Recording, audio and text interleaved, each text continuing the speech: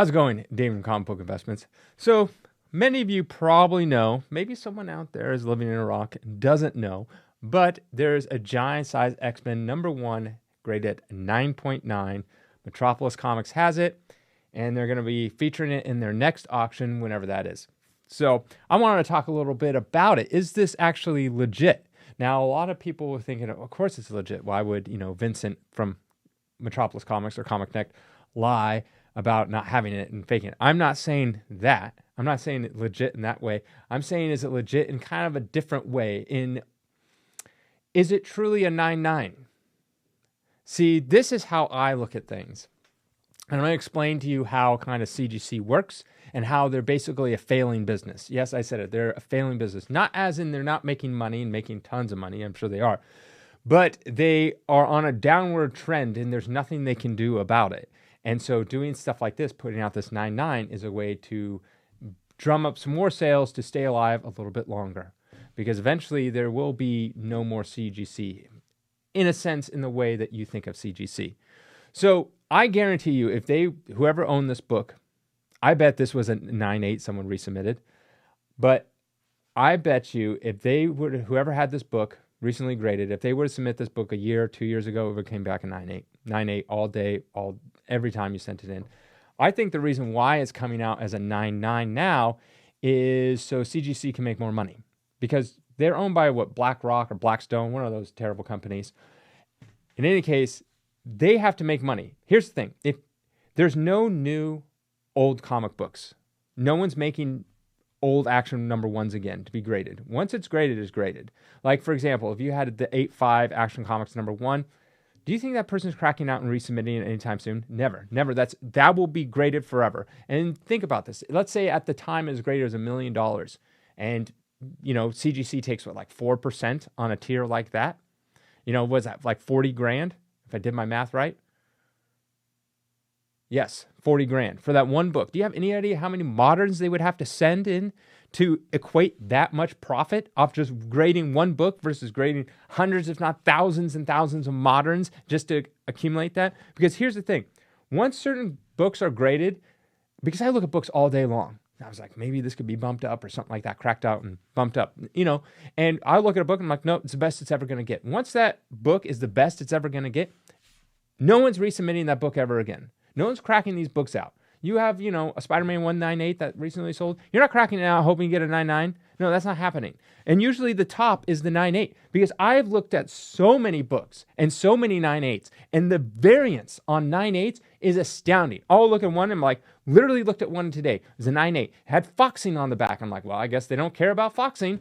And I was like, this is not a 9.8. Like, if I resubmitted this today, it'd be like a 9.2, 9.4. Many times I look at so many books and I get them back in and I'm like, I'm like, how is this a 9.8? Like, I run an auction site, so I look at 9.8s all day long because I try to, see what the variance is.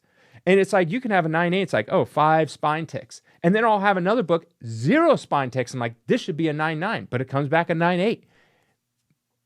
I think, so this is how CGC is working. I'm pretty confident on it. Obviously, I have no insider information other than me running a business and me being in this world. This is my speculation. They put out that 9.9. So now every single person that has a 9.8, giant size X-Men, because once this sells, this 9.9, I bet this will sell for, so a Hulk 181 9.9, the only one that existed probably like 10 or 15 years ago, sold for $150,000. This is forever ago. I suspect that this book, at minimum, is $250,000. At minimum. It's going to be much higher. I suspect that realistically, it really depends who's bidding and wants it, is going to be anywhere between the $500,000 to maybe $750,000. That's where I think it's going to land.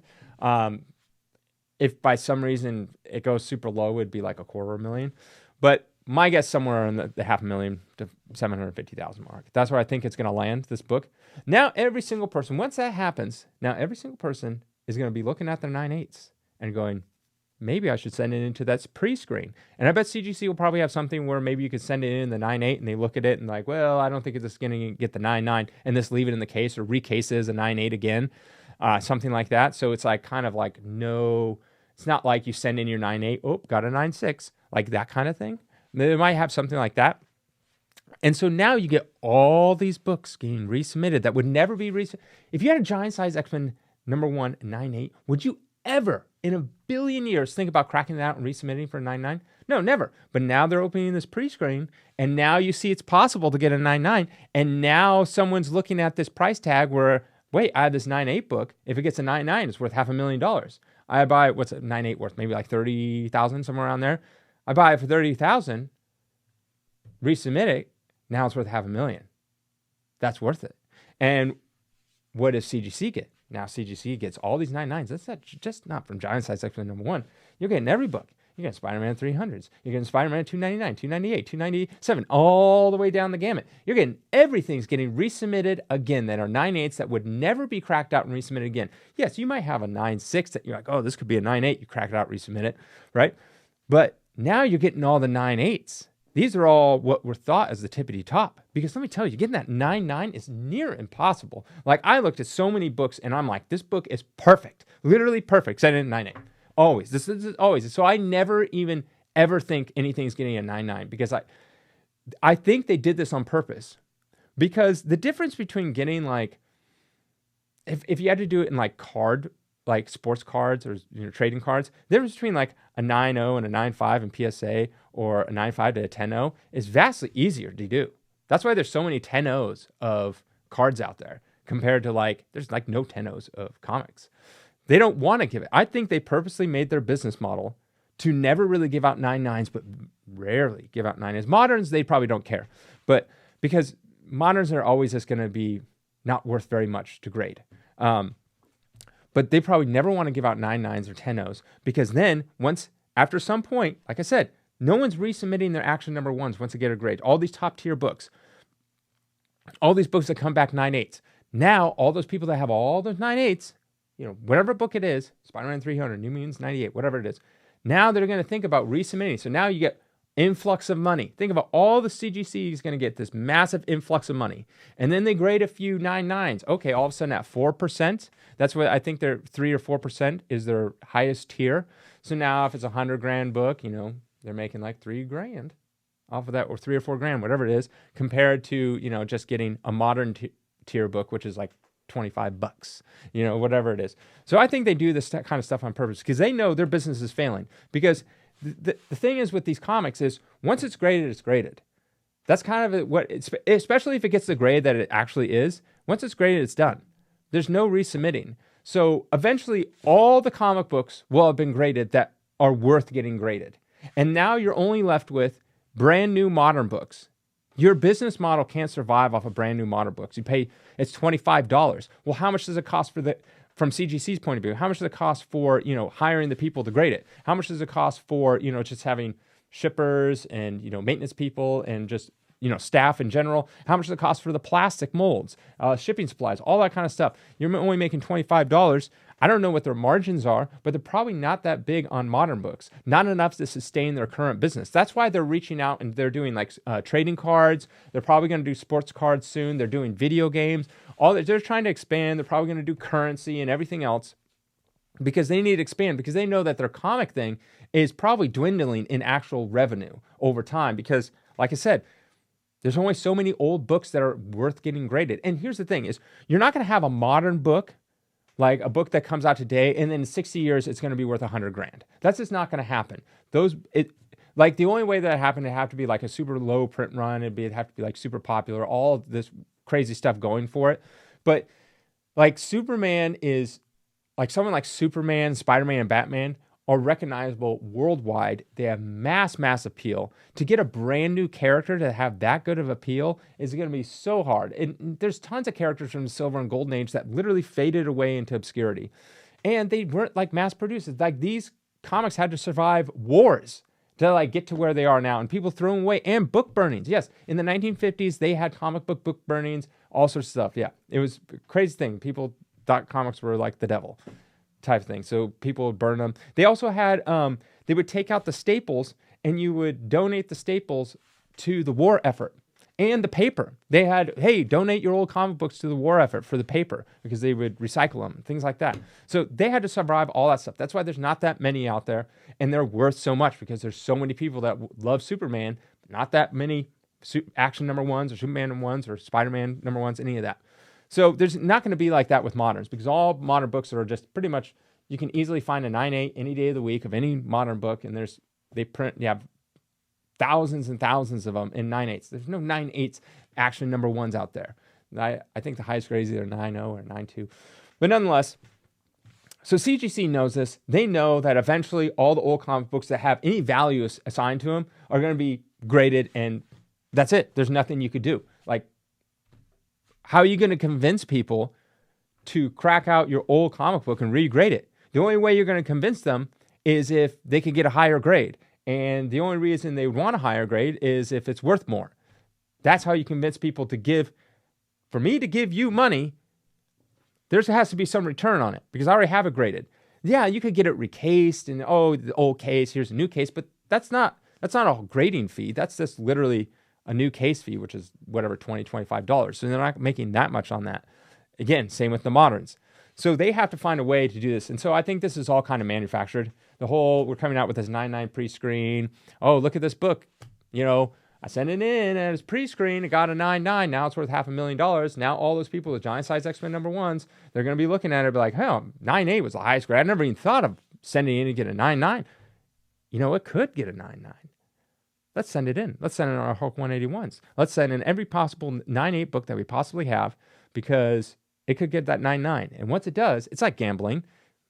Boom, you make all this money. So it becomes worth it. And then CGC, grading fee, grading fee, grading fee, grading fee. So yeah, I think it's kind of manufactured. I'm not saying that the giant size X-Men number one didn't deserve it. There are so many books that I see that I'm literally looking at these books and I'm like, these are perfect. These should be 10.0s. And they come back 9.8s, 9.8s, 9.8s, 9.8s. And it's just like, and I see literally the ranges of these 9.8s is insane that I see. It's like, why is this a 9.8? Literally has like 7 or 8 spine ticks on it. Yeah, I know. I'm like, well, so many times I'll look at a book and I'm like, if I sent this in right now, I'd get like a 9.4 or 9.2. It wouldn't get the 9.8 again. So obviously got lucky. But other books I see that get 9.8s all the time, and I'm like, okay, it has like 3 to 5 spine ticks on it. And okay, now I have this other book that literally has 1 spine tick on it. Corners are perfect, everything like that. I know how to grade. And it's like, both get 9.8. And I'm like, come on. So I think they were really elusive with their 9.9s and 10.0s.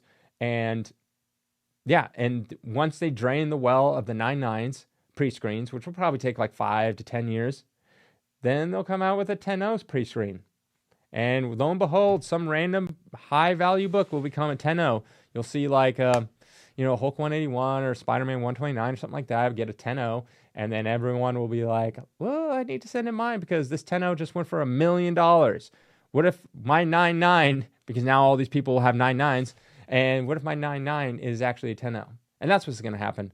So, yeah, I think I don't know. I don't have the giant size X-Men book in hand to tell you if it's a legit 9.9 or 9.8. I'm gonna go with it. Probably is a 9.9, but I'm saying that CGC probably artificially push down any possible 9.9s because eventually they probably knew this for like a decade that they're going to have to do. They're not stupid. They've been in business for, 20 something years.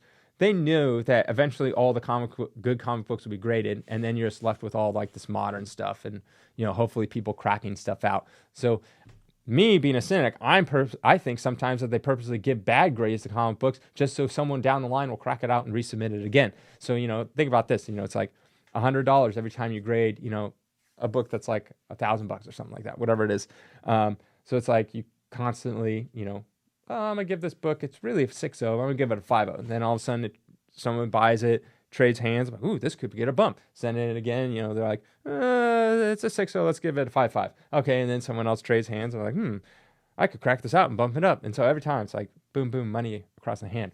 So because their industry is literally just a service that does one thing one time. There's a business that reminds me of, I want to say it's Casper. They made mattresses. I think that's where it was.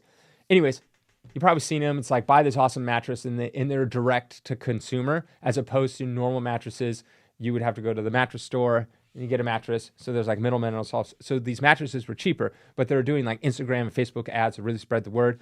And the thing was, in the beginning, they were making tons of money. tons of money because they're doing direct to consumer, and they worked out the middleman, like those, whatever, Mattress Train, or I don't know what they're called, Sleepless, whatever. So now they're making all this money, and I think it was Casper. It might have been a different one, but they got, I think it was Target that offered them like $950 million for the company, and they turned it down because they really wanted the $1 billion valuation. So they turned it down, stupid.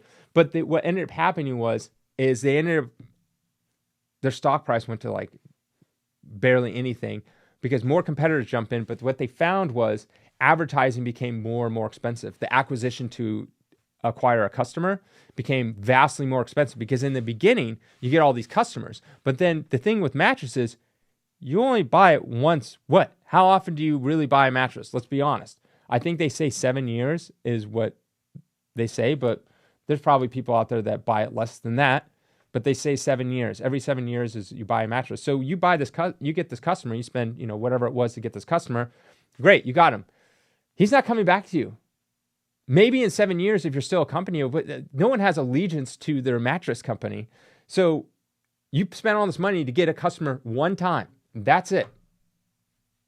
That's what CGC is. You spend all this money to acquire for a book, not customer, for a book. That book, one time, it's done.